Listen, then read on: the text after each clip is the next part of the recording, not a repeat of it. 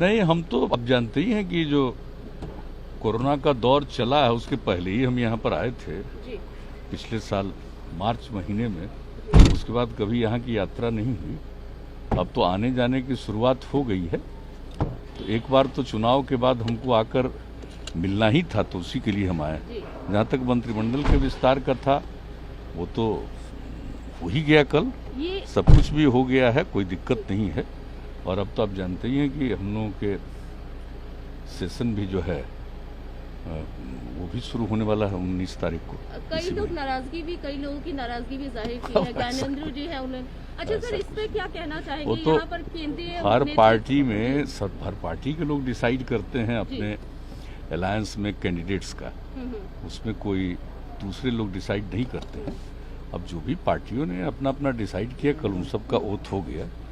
तो अगर कोई किसी को अच्छा नहीं लगता है तो वो उनकी निजी बातचीत है, इसके बारे में हम लोग क्या कह सकते हैं। सर, केंद्रीय नेतृत्व पर मंत्रिमंडल विस्तार में जेडीयू की अनुपातिक हिस्सेदारी की बात काफी लंबे समय से चल रही थी। कहा जा रहा था कि इसी वजह से कहीं ना कहीं मंत्रिमंडल के विस्तार में देर हुई। तो क्या इस बार जेडीयू की अनुपातिक हिस्सेदारी देखने को मिलेगी केंद्रीय नेतृत्व पर? नहीं, कहा केंद्र सरकार के बारे में, उसके बारे में कोई बात नहीं हुई है, कोई चर्चा भी नहीं हुई है।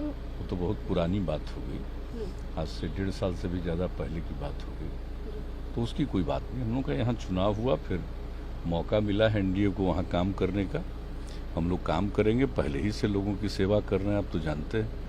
हम तो हमेशा कहते रहे कि सेवा ही हमारा धर्म है।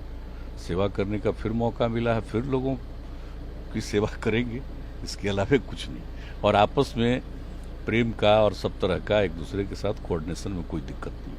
पश्चिम बंगाल में नीतीश जी इलेक्शन है, जेडीयू की भागीदारी को लेकर या जेडीयू की सक्रियता को लेकर कितनी सक्रिय होगी जेडीयू? क्या कुछ इसको लेकर भी कोई विचार? हर पार्टी का डिफरेंट स्टेट में विंग होता है, तो हम लोगों की पार्टी का भी है, वहाँ के लोगों की इच्छा है। तो इसके लिए हमने जिनको बना दिया है राष्ट्रीय अध्यक्ष आरसीपी सिंह को, उन्हीं को कहा कि सब लोगों से बातचीत करके निर्णय लीजिए। अभी कोई ऐसी बात आई नहीं है कि कौन कितनी जगह पर लड़ेंगे, क्या करेंगे, इसके बारे में यही लोग यहाँ निर्णय लेंगे। एक अंतिम सवाल, लोजपा को लेकर ये कहा जा रहा था कि एनडीए में भागीदारी, कहीं ना कहीं कटवा की बात की गई थी। तो क्या लोजपा को लेकर कोई बातचीत है? वो तो उन लोगों ने तो जो कुछ भी है चुनाव में सबको मालूम है। अब उसके अलावे तो क्या भूमिका होगी, नहीं भूमिका होगी, ये तो भारतीय जनता पार्टी को इसके बारे में कुछ कहना। हम तो कोई खास नोटिस नहीं लेते।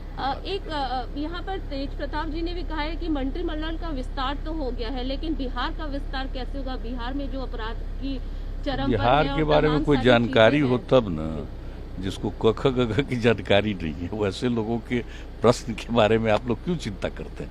किसी को कोई किसी चीज के बारे में आइडिया है? क्या था बिहार? ये 15 साल में बिहार कहाँ से कहाँ पहुंचा? कहाँ था बजट? कहाँ से कहाँ कितना पहुंचा? क्या लोगों की आमदनी थी? कितनी बढ़ी?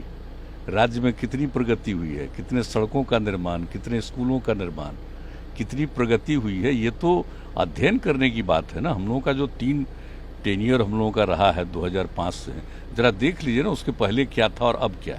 अब तो निरंतर बढ़ता जा रहा है। आजकल एक ही चीज हो रहा है कि जो सोशल मीडिया के दुरुपयोग जो लोग करते हैं, उसी के माध्यम से गलत सलत बात लोग प्रचारित करते रहते हैं, उसका कोई मतलब नहीं। और आप जरा देख लीजिए कि बिहार में क्या खासियत है। आप जरा देख रहे हैं कि पर्यावरण के प्रति कितनी चिंता, जल जीवन हरियाली अभियान जिसकी शुरुआत हम लोगों ने 19 में कराया, और किस प्रकार से एक काम हो रहा।